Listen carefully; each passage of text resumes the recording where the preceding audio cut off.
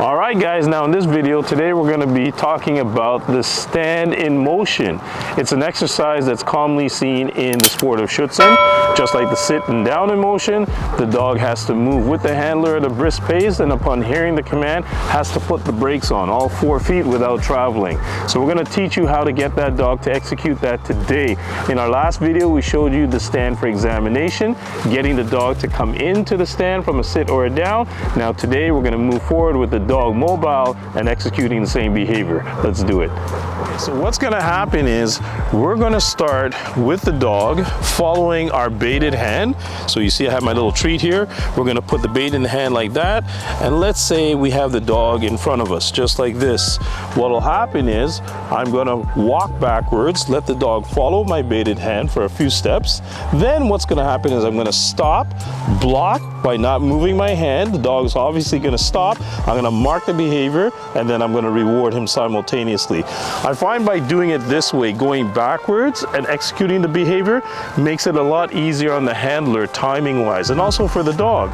Once we have the dog performing proficiently from that direction or from that angle, what will happen is we're going to switch it now from the heel or the foos position and have the dog move forward under a heel command. And then the same thing, we're going to stop, we're going to block, we're going to mark, we're going to reward, just like that. And again, with this, like the sit and down exercise, I try not to walk away from the dog upon executing the behavior. The reason being is we want, when we're, let's say when I'm trialing, upon hearing the command, the dog puts the brakes on very quickly without moving.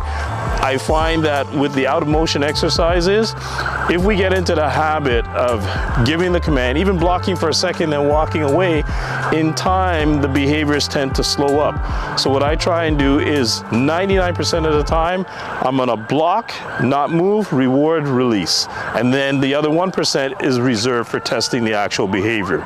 So with that said, let's try with Mr. Flex now, showing you the stand in motion. So we get his attention, and again, the dog does not have to be in a seated position. Once he's up, just go right into the behavior. So we move backwards, maybe 2 or 3 steps, then we do this. Stand, good. Okay, yeah. Let's try it again, one more, flex. Good boy. Stand, good. Okay, yeah. Good boy. Down. Good boy. Now you notice when I block, I do not allow the dog to move my hand.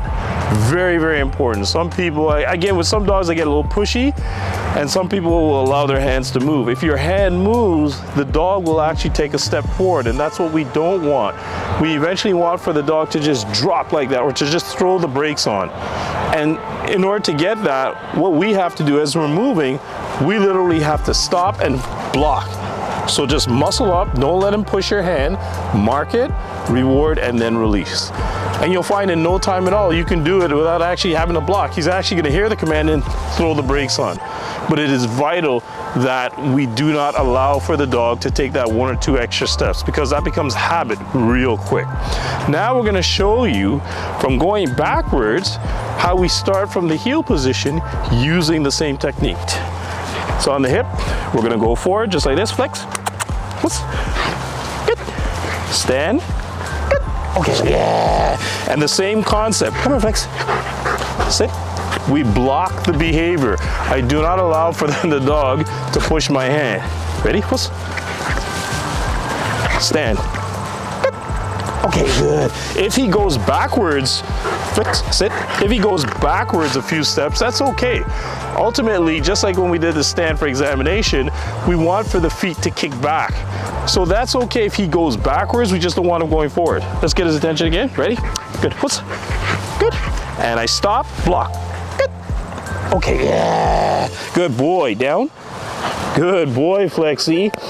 And once again, with the target hand, what's gonna happen, it's gonna come backwards and slightly down as we come back, not too far. So you're not gonna be up here, you're literally gonna come back and down a bit.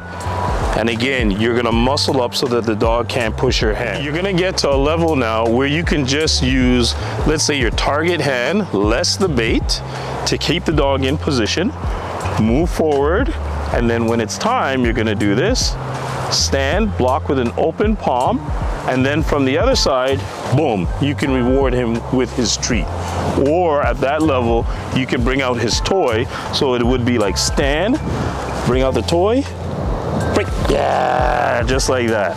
Right, buddy? You wanna try one? Stand. Right, there we go, good boy, yeah! Ows. Come on, down. Good job, Plexi. So we would do it just like that. We have our target hand there. We move forward. Maybe again, 3-4 steps. It doesn't have to be long because you're working on the stand, not the actual foos itself. We say to the dog, stand, open palm, block, freeze up. Once that dog neutralizes mark, bang, out comes your toy. And that's it. Enjoyed the video you saw today. Don't forget to give us a thumbs up. Please hit that subscribe button on your screen. And until next time, take care, folks.